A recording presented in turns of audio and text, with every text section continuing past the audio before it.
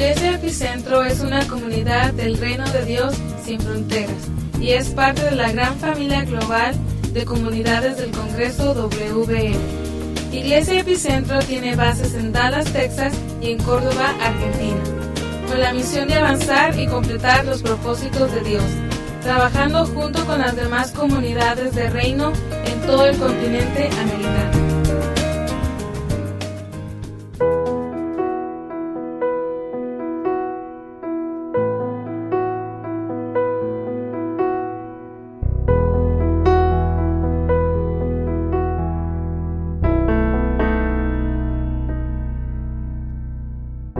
Hola, te saluda Hugo Sosa.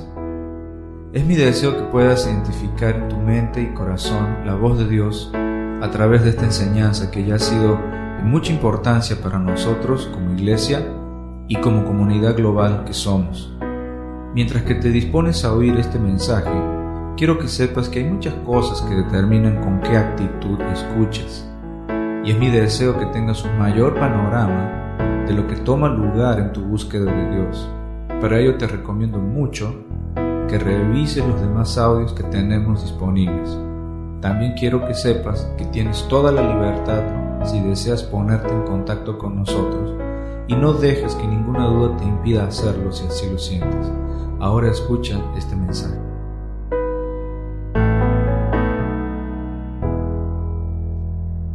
Queremos responder a la pregunta: ¿cuál es el propósito de Iglesia Epicentro? Pero para hablar del propósito de nosotros como iglesia, tenemos que hablar del propósito de Dios.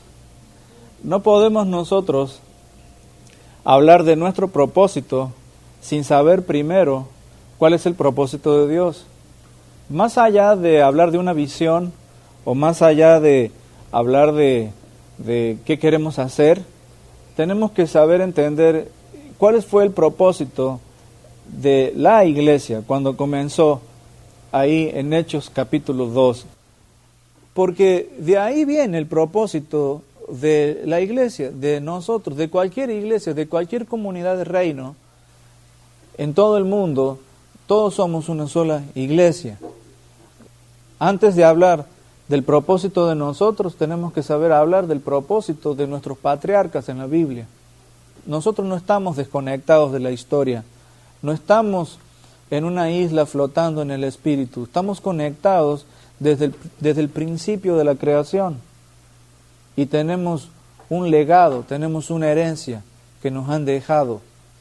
Y si no entendemos eso, ya nos desviamos de la familia y tenemos que entender muy bien estas cosas.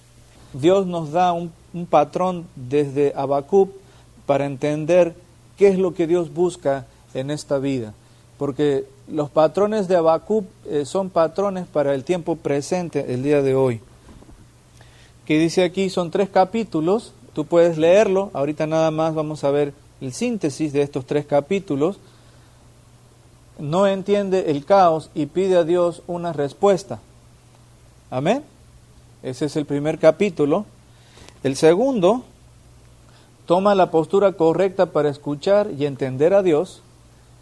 Y el tercero es, madura y puede ver la realidad de manera correcta. Ese es un patrón. Todo comienza con un caos. Y Habacuc dice, quiero entender qué está pasando. Hoy tenemos, ¿qué cosa? Un caos. Y tenemos que entender lo que está pasando. ¿Y a quién le vamos a preguntar? ¿A los periodistas? ¿Al gobierno? ¿O a Dios? Tenemos que saber ir a Dios en medio del caos. Entonces, toma la postura correcta para escuchar y entender a Dios. Eso es lo que la gente no hace. La gente no va a Dios con una postura correcta para escuchar y entender. Van con una postura de exigir una bendición, de exigir que las cosas les vayan bien. Mucha gente se para así con Dios. Dice, yo quiero esto y yo necesito aquello, y si no me lo haces, eres malo. Si eres un Dios bueno, me tienes que dar esto que yo quiero. Eso no es una postura correcta. Habacuc no hizo eso, puedes leer el capítulo tú mismo. Y luego termina diciendo, madura y puede ver ahora la verdad, puede ver de que Dios era la salvación y puede estar tranquilo esperando ese día del juicio. Nuestro corazón, al igual que este patrón que nos deja Habacuc, tiene que clamar ¿por qué? Por vista, por ver. Cuando tú estás en problemas, ¿qué es lo que más necesitas? Es ver. El problema verdadero es no saber qué hacer. Es no tener una respuesta al problema. Eso es el problema. Así que tenemos que saber clamar por vista. Nuestro corazón pide eso. Madurez tiene que ser nuestra respuesta en medio del caos creciente. La respuesta no la va a traer el gobierno con una reforma política, que jamás la van a hacer, ni nada de eso. La respuesta está en que tú madures, porque Dios respondió y trajo el final, trajo una resolución en la vida de Habacuc, él madurando y viendo la verdadera realidad, no lo que miraban sus ojos en lo natural, sino lo que él podía ver a Dios en medio de todas esas cosas. Quiero reenfatizar esto. ¿Por qué menciono a Habacuc hablando del propósito de la iglesia? ¿Cuál fue la respuesta a esta situación, a esta crisis? Madurez. Madurez. Dios está interesado en madurarnos, en que seamos como Él. ¿Cuándo comenzó ese interés de Dios? ¿Tú crees que eso es nuevo? ¿Tú crees que es nuevo que Dios quiera que tú madures? Eso comenzó el día que te hizo. Él dijo, hagamos al hombre a nuestra imagen y a nuestra semejanza. Está hablando de ti, terminado, completo. La palabra es teleios, es la palabra completo, maduro, terminado. Dios quiere un hombre terminado. No quiere un hombre a medias, quiere terminado. Por eso es tan importante el proceso. Por eso es tan importante la santidad. Por eso es tan importante procesar estas cosas, porque es lo que Dios anda buscando. ¿Cómo termina Habacuc? En el capítulo 3 dice, oí, el versículo 16 dice, y se conmovieron mis entrañas, al oír la voz temblaron mis labios, pudrición entró en mis huesos y dentro de mí me estremecí. Mira el impacto que él tenía por dentro. Tranquilo espero el día de la angustia. ¿Cómo sabemos que él madura? Porque está ¿qué? ¿Está estresado? ¿Está tranquilo? Hoy cuánta gente sufre del estrés. ¿Sí? Dicen que es una enfermedad. Bueno, ok, sí, es una enfermedad, pero ¿por qué? Es por la falta de vida interna. La falta de vida interna, la falta de estructura interna en una persona, pues obviamente lo va a estresar. Y dice, versículo 17, aunque la higuera no florezca, y ahí está, aunque no tenga trabajo, ni en las vides haya frutos, ni tenga dinero en mi cuenta del banco, aunque falte el producto del olivo, y los labrados no den mantenimiento, ahí está el sistema político, la economía, aunque las ovejas sean quitadas de la majada, aunque haya un ataque, aunque haya un despojo, y no haya vacas en los corrales, con todo me alegraré en Jehová, me gozaré en el Dios de mi salvación. Jehová el Señor es mi fortaleza, Él me da pies como de ciervas y me hace caminar por las que camina más alto que la crisis. Entonces, ¿no crees tú que eso tenemos que hacer todos nosotros? ¿No crees tú que eso tiene que ser el estilo de vida de nosotros el día de hoy? ¿No crees tú que esta es la respuesta? ¿Cuál es la respuesta? ¿Que gane tal partido político? Qué ignorancia de la gente, ¿no? Le atribuyen al gobierno cosas que son de Dios. ¿Cuál es la respuesta aquí? Madurez. ¿Qué tienes que tú buscar? ¿Qué tienes que tú clamar en tu vida? Madurez. Entonces, Hoy la iglesia no clama por madurez, sino solo por bendiciones. La respuesta es madurez, pero hoy la iglesia tiene la respuesta en más bendiciones. Como dicen, hay crisis, necesitamos ¿qué? Más bendiciones. No dicen, necesitamos más madurez, no, dicen, necesitamos más bendiciones. La respuesta a la crisis es más cosas materiales, según el hombre, según el humanismo y según la iglesia tradicional. Pero tenemos que saber clamar por madurez, no solamente por bendiciones. Ya tenemos claro ese patrón, clamar por madurez.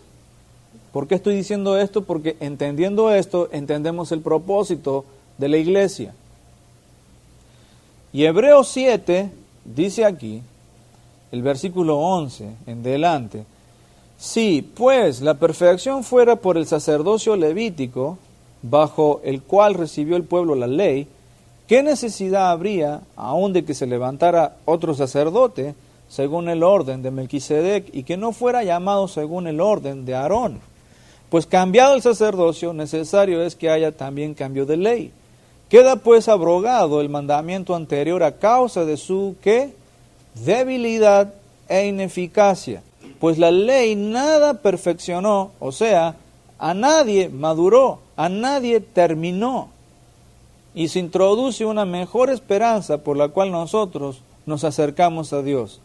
Quiere decir que el sacerdocio levítico, la orden levítica, que era todo un movimiento externo de 1000 cosas, no pudo producir a alguien en la plenitud de Cristo.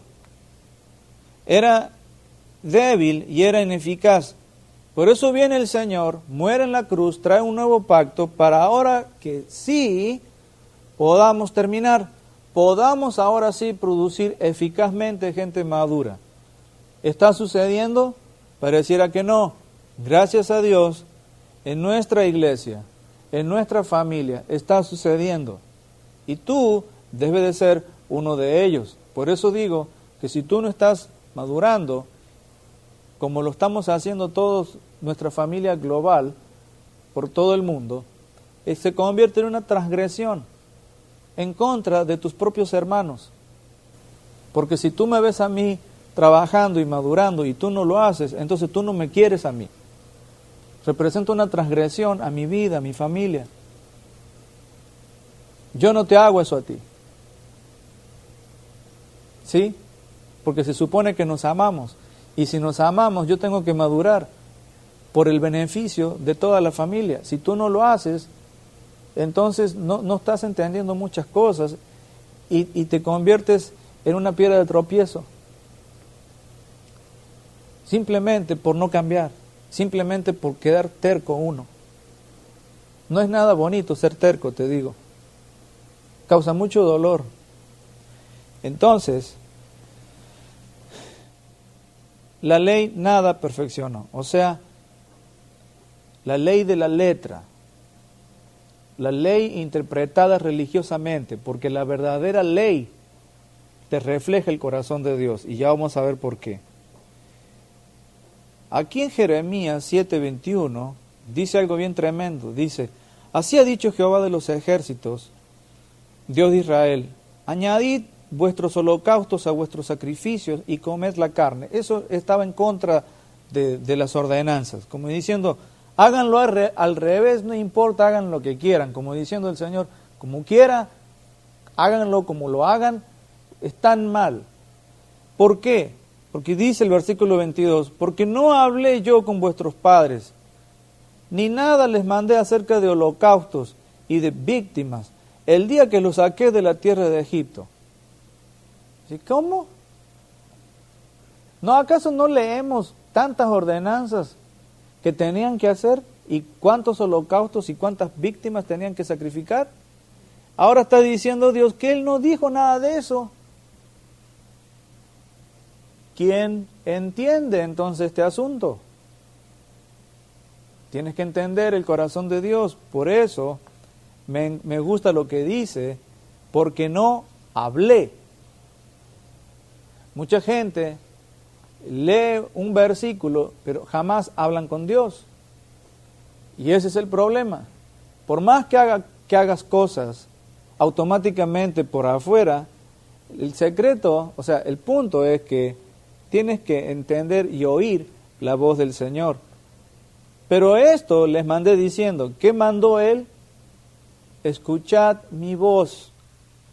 No que leyeran nada más todo lo que está escrito, sino que escucharan mi voz. Y yo seré vuestro Dios, y vosotros seréis mi pueblo. Y andad en todo camino que os mande, para que os vaya bien. Pero ustedes no escucharon, y ahí viene una cosa bien triste de ver un montonal de gente sorda que no escucha, llenos de actividades, pero están bien sordos que no pueden oír. Y dice, esto es un problema. ¿Qué quiere decir eso? Yo nunca te mandé a que haga las cosas como algo mecánico. Yo nunca quise una iglesia mecánica que hace las cosas porque sí, porque hay que hacerlas como fórmula. Yo nunca quise una iglesia así. Yo quise hablar de esta manera y se lanzaron a hacer un montón de cosas que yo no había dicho que hagan eso. Yo estaba diciendo que me escucharan a mí. Cuando yo les decía que sacrificaran a este animal, era porque quería que me escucharan a mí, no nada más que se enredaran con ese ritual ahí. Esta gente no pudo ver el corazón de Dios. Eso es lo que no perfecciona. Hacer las cosas sin oír a Dios no perfecciona. Por eso dice que este ritual, este tipo de actividad así, no podía perfeccionar a nadie, porque Dios mismo les dijo, ustedes, mira, el versículo 28 dice, les dirás por tanto, esta es la nación que no escuchó la voz de Jehová su Dios, ni admitió corrección, pereció la fidelidad, de la boca de ellos fue arrancada. Quiere decir que escuchar la voz de Dios es admitir corrección. Admitir corrección es lo que te madura, es lo que te termina. El gran rechazo hoy de la gente es, a mí nadie me dice nada. ¿Cómo vas a madurar si no admites la corrección, que en realidad es la voz de Dios? Si tú miras que la corrección es la voz mía, estás bien mal, porque no es la voz mía, es la voz de Dios.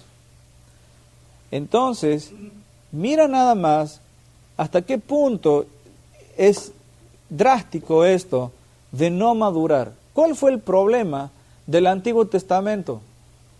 Hebreos lo resume. A nadie maduró. Era un sistema que no producía gente madura. Dice ahí también Hebreos, si la perfección fuera por el sacerdocio levítico, entonces, ¿qué se anda buscando? La perfección. Que madures. Habacuc, ¿cómo terminó él? Madurando. Y Dios hizo algo bien tremendo en la historia de Israel, en esa jornada, en ese tiempo, porque alguien andaba madurando. Lo mismo pasó, es un patrón bíblico, lo mismo pasó con Noé.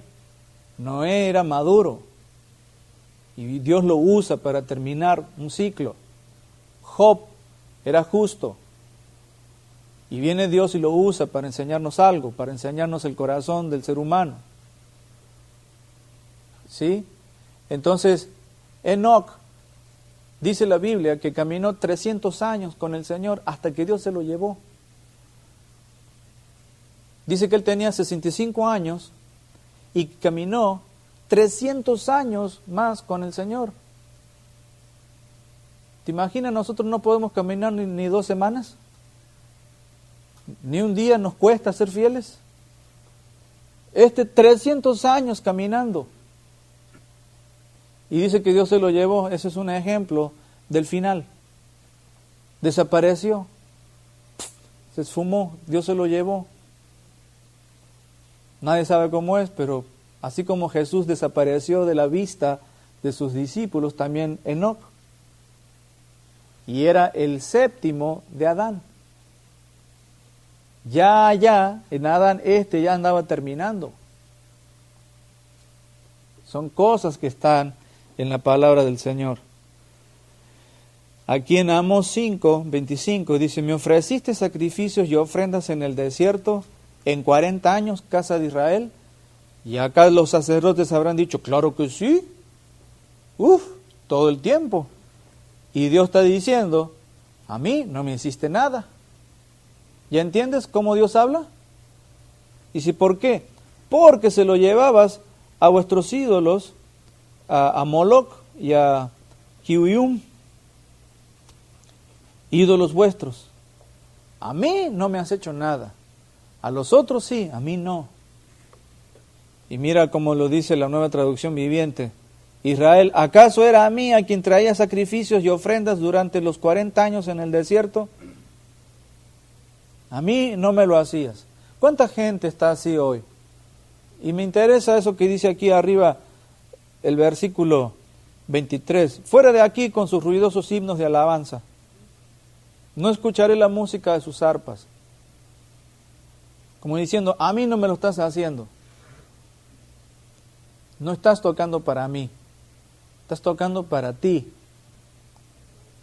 No me vengan. Hay mucha gente que miente mucho aquí. Que dicen que cantan para Dios. Mentira. Mentira. Cantan para ellos porque quieren ser famosos y quieren mucho dinero y andan contando ya cuánto dinero van a ganar acorde a cuántos CDs van a vender.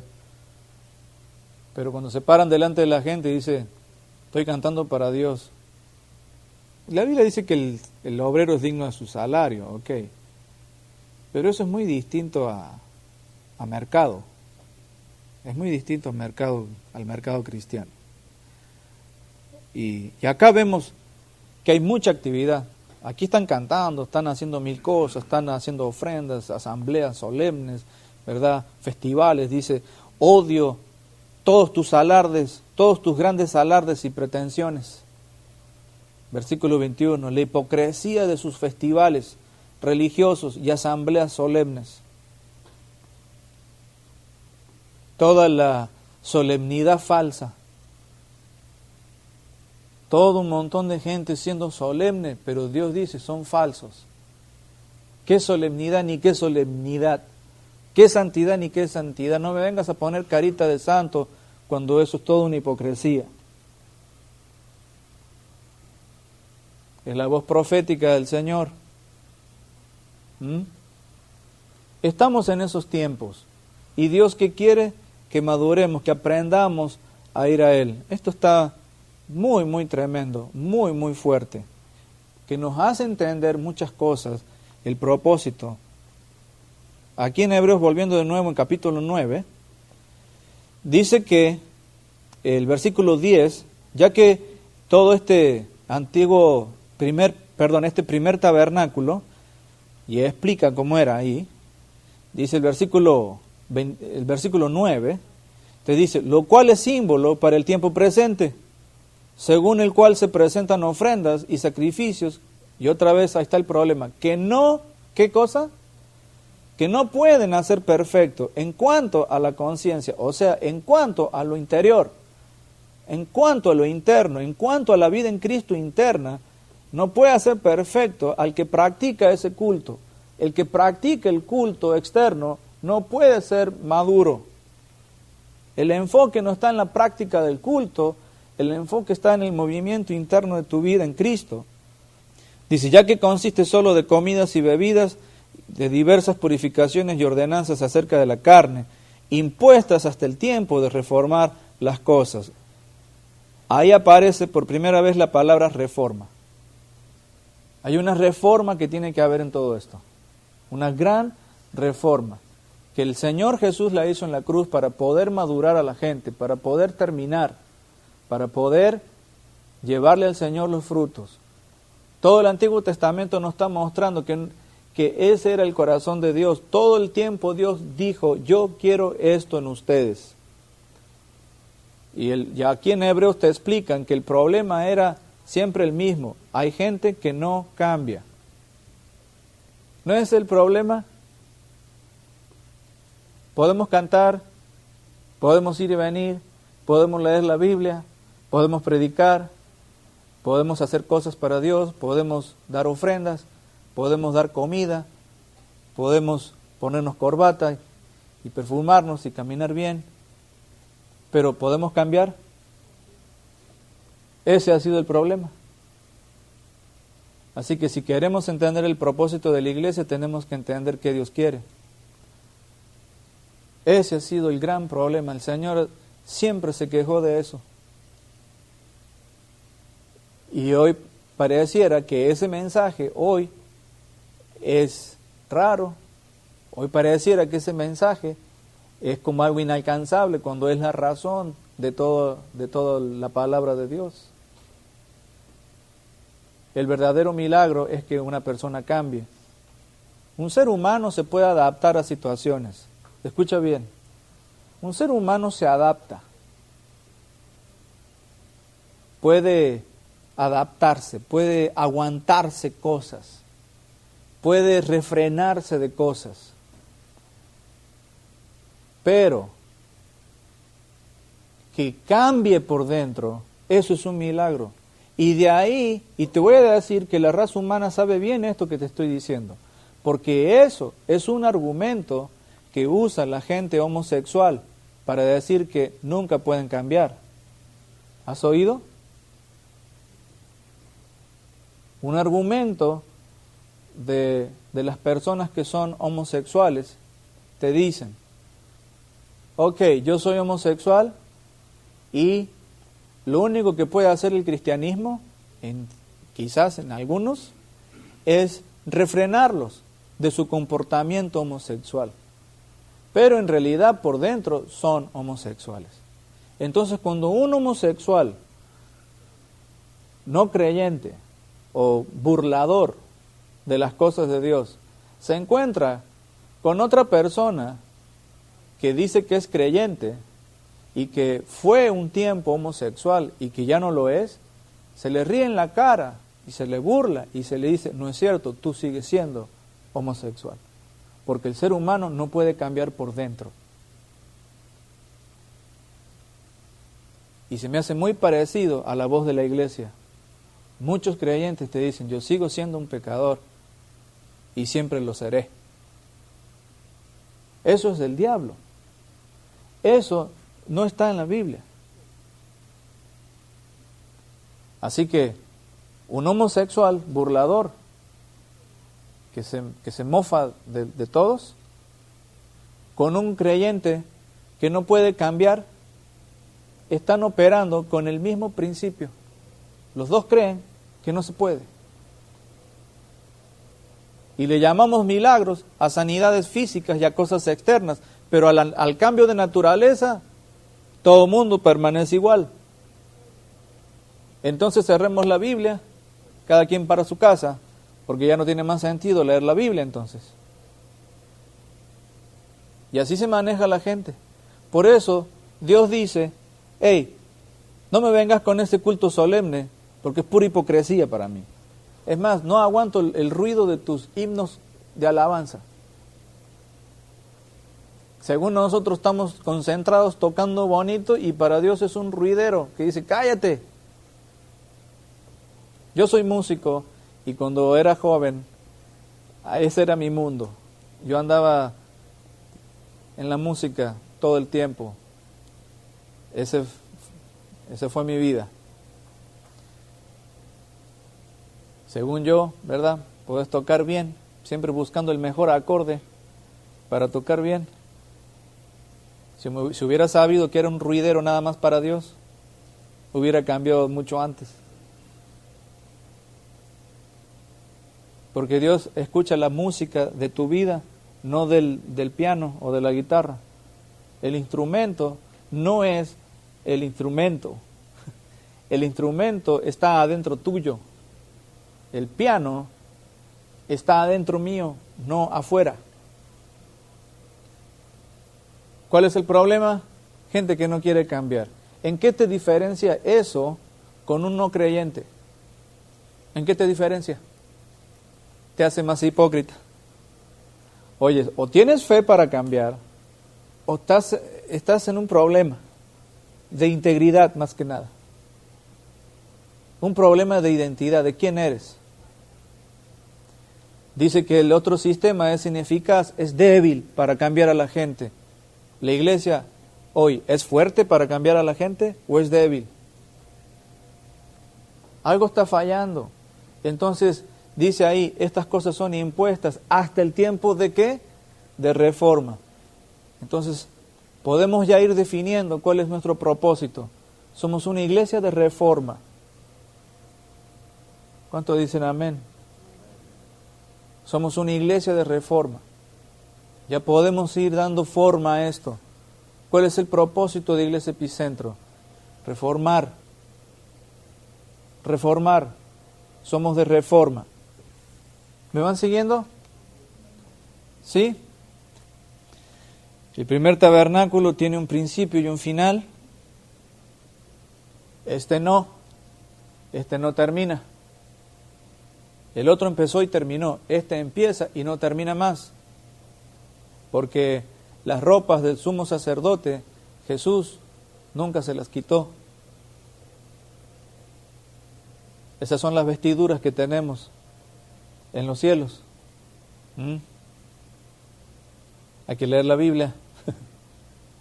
Aquel terminó, este no. Esto funciona hasta el tiempo de reforma. Quiere decir que hay una reforma que para y finaliza la práctica externa. Y eso somos nosotros. Ese es nuestro propósito. Por eso aquí mucha gente no ha entendido estas cosas y ha rechazado muchas cosas aquí en esta iglesia en particular, porque no querían aceptar un freno de prácticas externas. Lo viejo nos trae a lo nuevo, pero no puede existir en lo nuevo. Lo viejo nos trae a lo nuevo, pero no puede existir en lo nuevo. Dios quiere un pueblo perfeccionado, o sea, maduro, a la imagen de Él mismo. Ese es el propósito del Señor, transformarte a ti, hacerte a su imagen y a su semejanza, porque así terminamos todos. Él termina de esa forma. Él no ha terminado contigo, por eso estás vivo. Por eso estás vivo. Él no ha terminado contigo. Él te quiere ver de otra forma. Y estamos uniéndonos por eso. Entonces, prácticas externas no pueden producir cambios internos. Reforma es un movimiento de la iglesia externa a la iglesia interna. ¿Ah? Por muchos años hemos estado en la iglesia externa. Y ahora Dios dice, la iglesia es interna. Jesús dijo, el reino de Dios está en vosotros. Yo me crié yendo a la iglesia, yendo al templo. Y mientras más bonita y grande la catedral, mejor, ¿verdad? Pero ahora es la iglesia interna. Ahora es la iglesia interna. Reforma nos cambia el enfoque. Es más, se aleja de los dones y va hacia el carácter. ¿Qué dice el segundo punto? ¿Se aleja de qué? De apariencia y va hacia la substancia. Eso es algo hermoso, muy, muy poderoso para los jóvenes. Para los jóvenes, escucha bien. Cuando tú quieres construir relaciones, mira la substancia, no la apariencia. ¿Amén? Los jóvenes son especialistas en no ver la sustancia. Mira la sustancia, no la apariencia. Porque la apariencia siempre cambia. ¿Sí? Acuérdate de eso. Muy bien. ¿Qué más? Se aleja de programas y va hacia el proceso. Amén. Se aleja de programas y va hacia el proceso. Hoy la gente se mide por la cantidad de programas a la cual asisten. Pero esa no es la medida, es la cantidad de proceso que hay en ti. ¿Cuántas personas asisten a muchos programas y actividades, pero cuando le hablas del proceso están en el aire? ¿Has visto eso? Tú miras a un líder, miras a una persona que supuestamente es líder de alguna organización o de alguna iglesia por ahí o lo que sea. Y tú dices, wow, esta persona es líder, tiene a cargo tantas cosas, pero cuando miras la substancia, hay una flaqueza muy grande, hay una debilidad muy grande, porque no hay proceso, nunca te pueden hablar de un proceso. Te pueden citar un versículo, te pueden repetir versículos de memoria, pero no te pueden soltar un proceso de vida. Entonces Reforma se aleja de programas y va hacia el proceso. ¿Qué más? Se aleja de acciones y va hacia las motivaciones. Tú estás haciendo todo esto, ok, ¿qué te motiva? Tú estás participando en todas las actividades, ok, ¿qué te motiva? ¿Qué te motiva realmente? Y cuando preguntamos qué te motiva, muchas veces empiezan a salir principios y cosas torcidas en la gente. Que estaban haciendo esto por algo, estaban haciendo esto por aquello, pero cuando empezamos a hablar de las motivaciones, ¿cuánta gente se equivocó? ¿Cuánta gente se equivocó con sus motivaciones? Así que Dios nos está corrigiendo a todos. Así que esto es largo, nomás lo quiero leer rápido, pero este es un cuadro de más o menos lo que es la iglesia el día de hoy, que hay que reformar. Una vez más, propósito de Iglesia Epicentro es reforma. Mira, hay 4 ejes por sintetizar aquí en la iglesia, que eso se tiene que cambiar. Todo lo que te voy a leer ahorita hay que cambiarlo. Ir al cielo. ¿Nos vamos todos al cielo? Sí, sí. Pero hay un problema religioso con ir al cielo. El ir al cielo, eso genera en la gente un escapismo, una mentalidad de escape. Y eso los hace tener como un contrato con la religión. Como diciendo, yo pertenezco a esta denominación y estoy seguro que me voy al cielo. Como tú no eres de mi denominación, no estoy tan seguro ya si te vas al cielo. ¿Por qué no te venís a mi denominación? Ahora sí, entonces estás seguro que te podés ir al cielo. La gente trata con una denominación. Y ahí vienen los bautismos, que si te vas a venir a mi denominación, te voy a tener que bautizar de nuevo, porque el bautismo que tú tienes no sirve. El mío sí sirve. Y todo porque hay que asegurarse que nos vamos al cielo. Bueno, no voy a explicar mucho porque esto es para estar horas aquí hablando. Así que voy a ir bien rápido. Quizás cosas no diga, pero ahí los puedes leer. De hecho, esto va a estar escrito, así que vas a tener en tu mano todas estas cosas por escrito para que los puedas usar. Muy bien. ¿Cómo se desvía ese asunto? Que plantean el final de una manera muy incorrecta. Cuando planteas el final de una manera incorrecta, haces una iglesia sin final, sin final. Y luego se crea un deseo por bienes materiales en el cielo y eso es un dominio humanista. Amo yo tanto el oro de aquí que me lo quiero llevar al cielo. ¿Ok? O sea que la gente dice, cuando te mueras no te llevas nada. Bueno, pero hay mucha gente que dice, no, sí, en el cielo tengo oro. Me lo llevo. ¿Tú crees que eso material puede existir en lo espiritual? ¿Qué vas a comprar en el cielo con oro? Eso habla de realeza. Amén. Eso es un idioma espiritual. Entonces se desvía esto. Hay muchas cosas que están torcidas. Tardaría horas. Pero otro eje equivocado es ganar almas. Ese ganar almas. Está muy torcido ese ganar almas. Eso genera un alarde ministerial. El que gana, si yo te preguntara a ti, ¿quién te ganó para el Señor? ¿El Señor o un ser humano? ¿Qué dirías? El Señor. El que gana, ¿quién ganó en la cruz? Y gracias a eso tú puedes abrir la boca. Amén.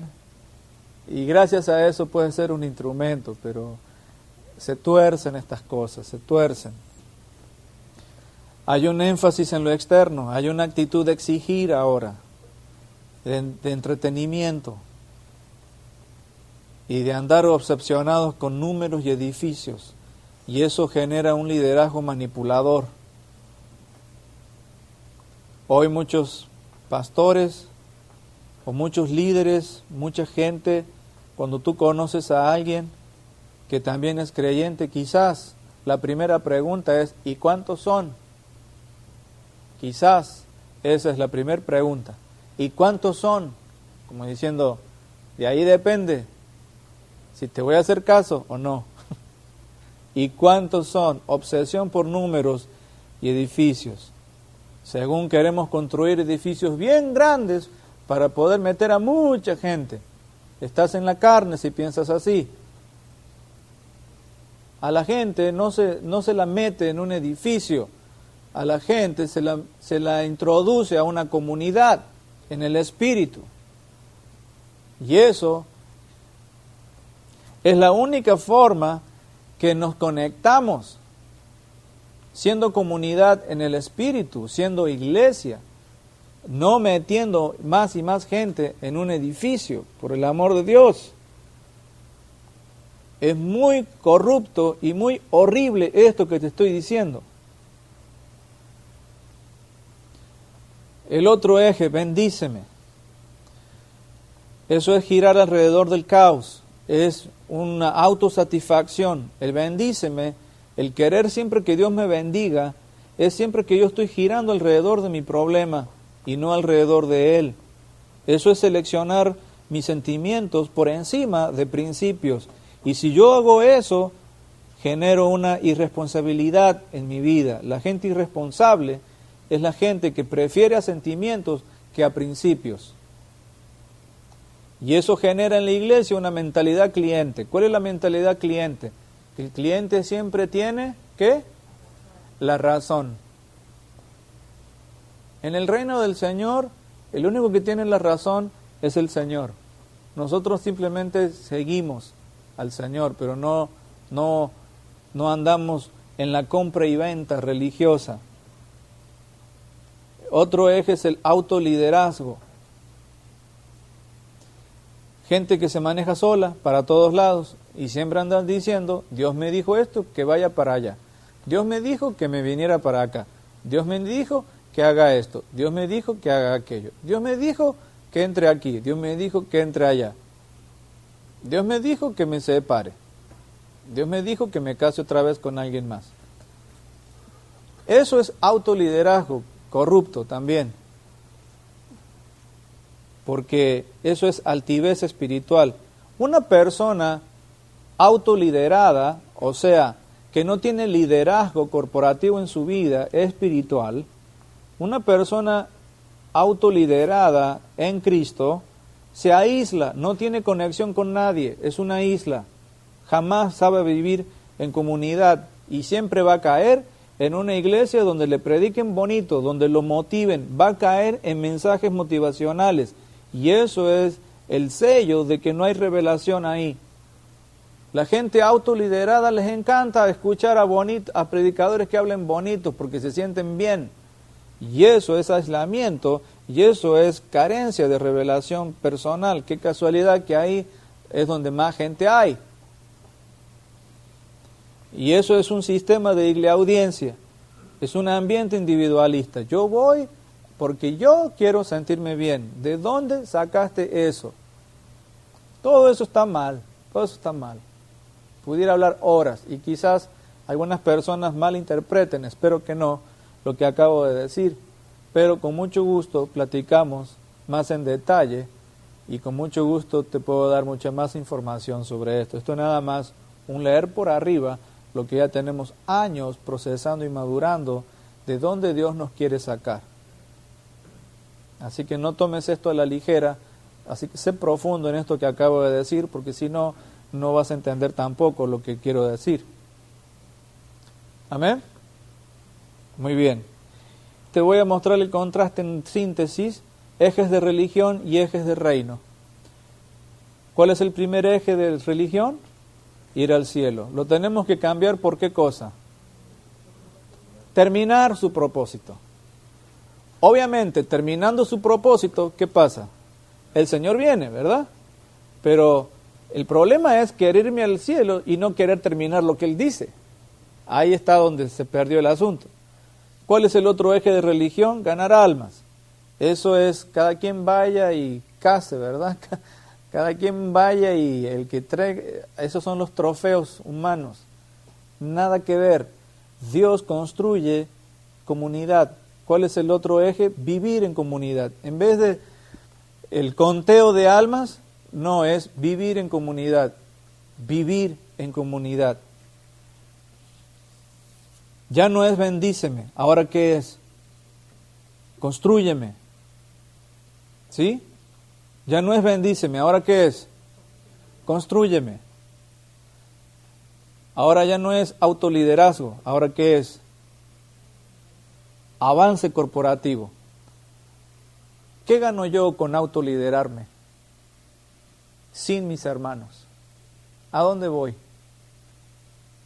¿Para qué quiero? Si no está mi familia. Así que tenemos que entender estas cosas. ¿Me van siguiendo? ¿Te aclara? Ok, entonces vamos a ver esto. Aquí, quiero que me sigas. Aquí tenemos un gráfico más o menos de un panorama bíblico.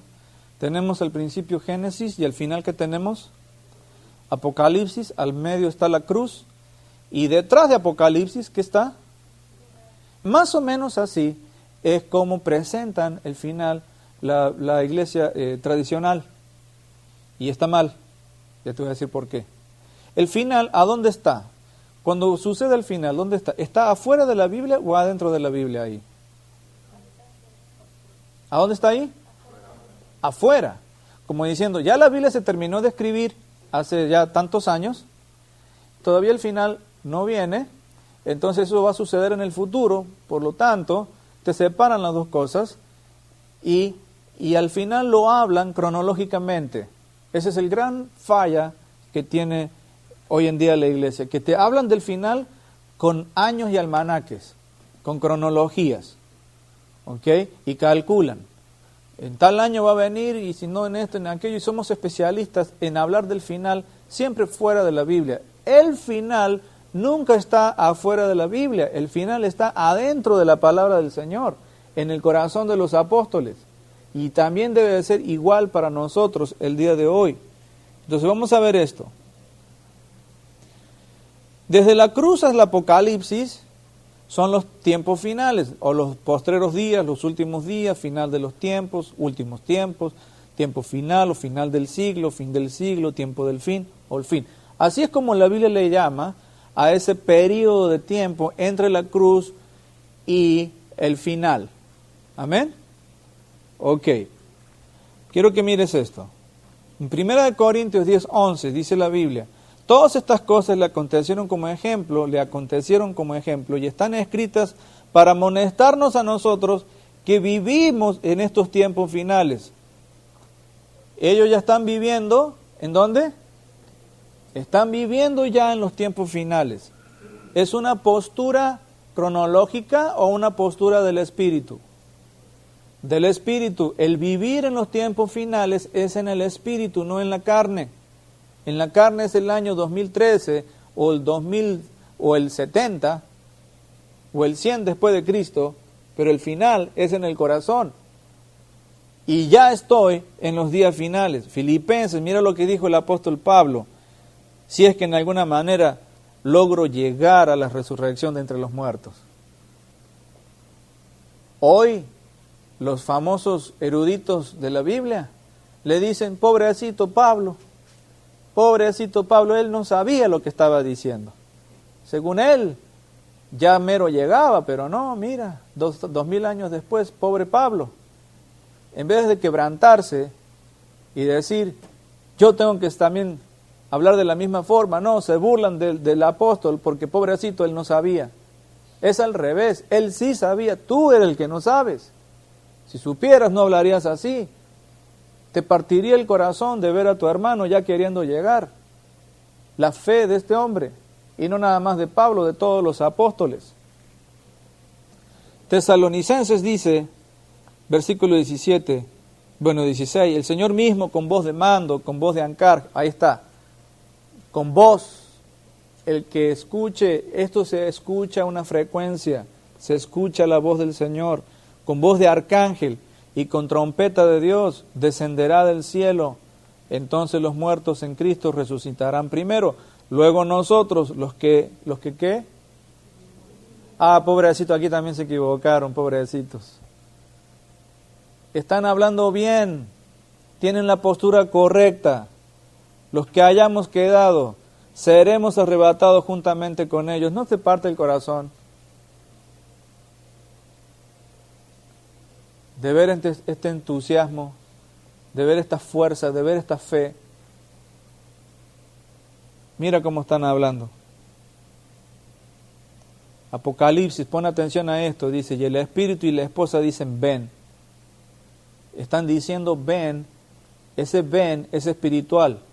No es el ven que sale del movimiento de la lengua, de la boca, con aire que estás moviendo y tus cuerdas vocales. El ven es una voz del Espíritu. Y el que oye, ahí está, el que oye, el que ¿qué? El que oye diga, ven. El que oye en el Espíritu, hable en el Espíritu. Estas cosas, el Espíritu dice ven, al igual que la esposa, ¿verdad? ¿Tú crees que el Espíritu Santo está mirando el almanaque para decir ven? ¿O eso es lo que está diciendo ya? ¿Tú crees que el Espíritu Santo está diciendo no, es el año 2000, todavía no voy a decir ven, me voy a esperar porque todavía falta, en el 2050 va a venir el Señor? ¿Tú crees que eso habla el Espíritu Santo? No, nadie sabe, nomás el Padre, pero ya están diciendo ven, es una voz espiritual, no está nada que ver a lo cronológico.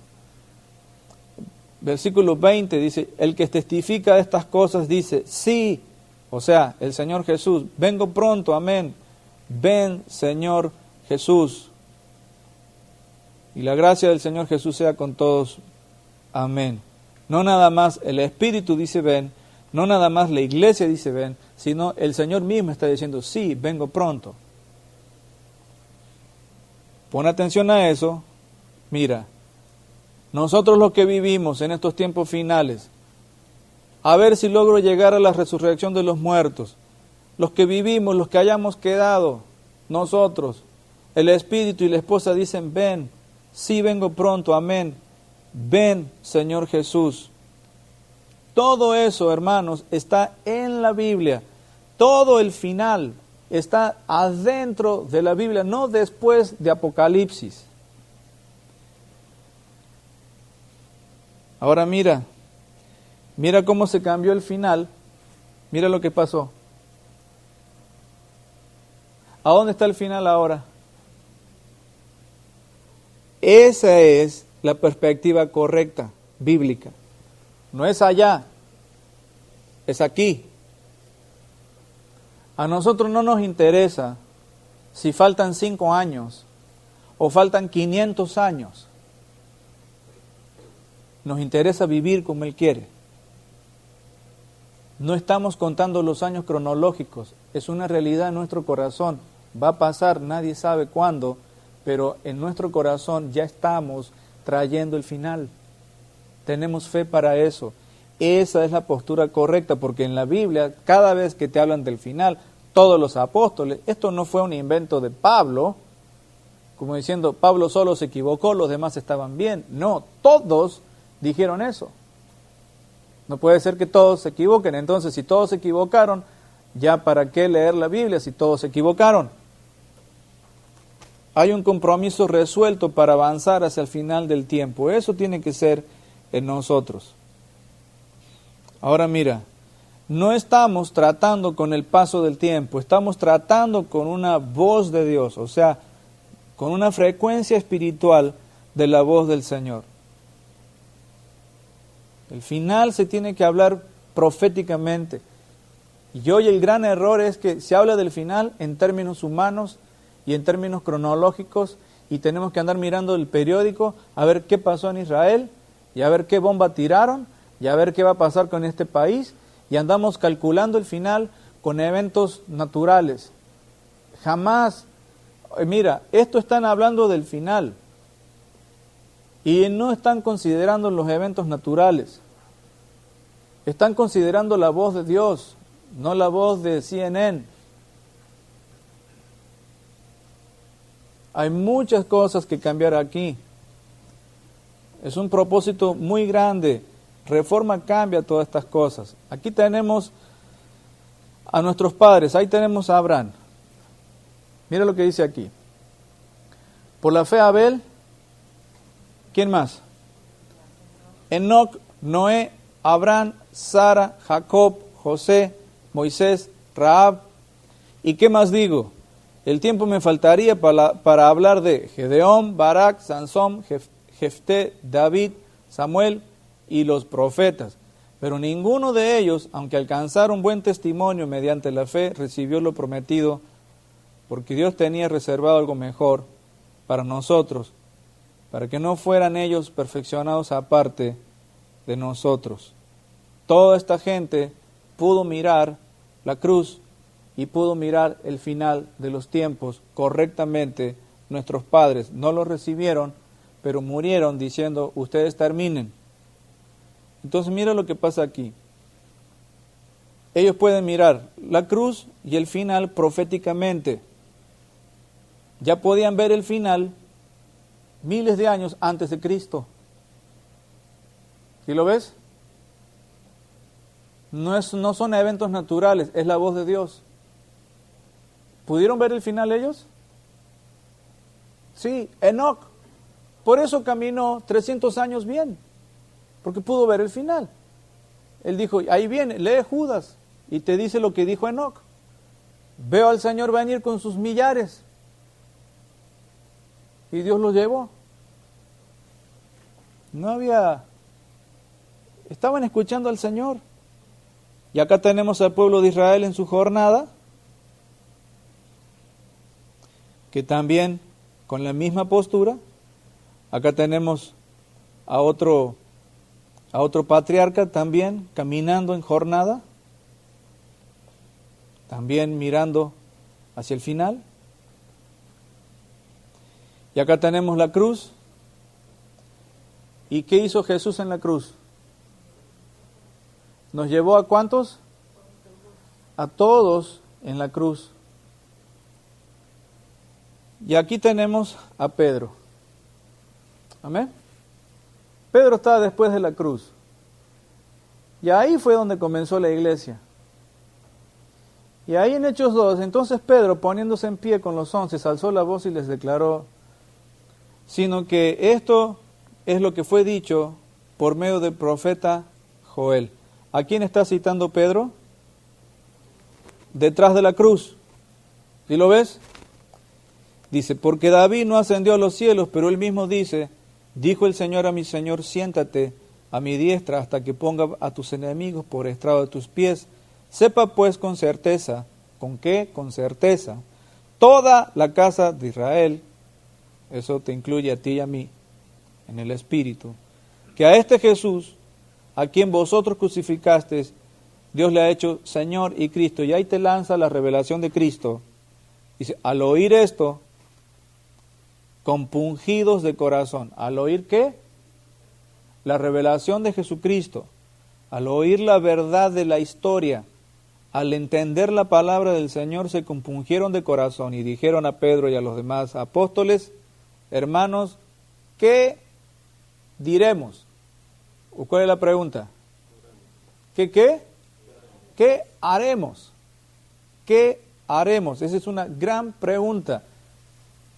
Si tú nunca preguntas, ¿y qué voy a hacer con esto que se me ha dicho? Quiere decir que no has oído. acá dice, al oír esto, entonces dijeron, ¿y qué voy a hacer? Hoy cuánta gente escucha 2 horas un mensaje y termina y te dicen, ajá, bye. Jamás te preguntan, ¿y qué voy a hacer? El verdadero mensaje termina con esa pregunta. Que tú hagas la pregunta, ¿y qué voy a hacer? ¿Alguna vez has preguntado eso? ¿O siempre dices, no tengo que hacer nada, así voy bien? ¿O tienes la pregunta, ¿qué voy a hacer con esto? ¿Qué hace Pedro? ¿Viste cómo baja la frecuencia Pedro? Esto fue lo que dijo Joel. Y viene Pedro y la agarra y dice, aquí es. La pudo agarrar, ¿por qué? Porque estaba detrás de la cruz. Y entonces agarró también el final. Y agarró también la cruz. Y Pedro junta todo y dice, esto es lo que Dios dijo el día, y ese era el día que bajó el Espíritu Santo. Y así inicia la iglesia. Por eso la iglesia tiene el fundamento apostólico. Solamente un apóstol puede hacer eso. Alguien que Dios decide darle esa revelación. Si tú vas y le dijeras ahí a Pedro, ¿y quién eres tú para decir que esto es así? ¿Qué te va a decir? Pues Dios me lo mostró. ¿Fue así? Sí, fue así. Y hoy tenemos iglesias que no entienden la gracia apostólica. Jamás van a entender entonces el propósito de Dios. Y una vez más tenemos aquí el concepto equivocado. Al final, ¿ahora dónde está? Fuera. Entonces, como está fuera, ¿cómo se predica la Biblia hoy? Te voy a mostrar esto, mira. Ya te mostré que el final es incluido en la voz de Dios, ¿verdad? En el presente, en la verdad presente, en mi corazón. Eso es madurez. Pero ahora, si sacamos al final de ahí, lo ponemos otra vez allá, como normalmente se hace, ¿qué nos queda de la Biblia? Mira lo que pasa.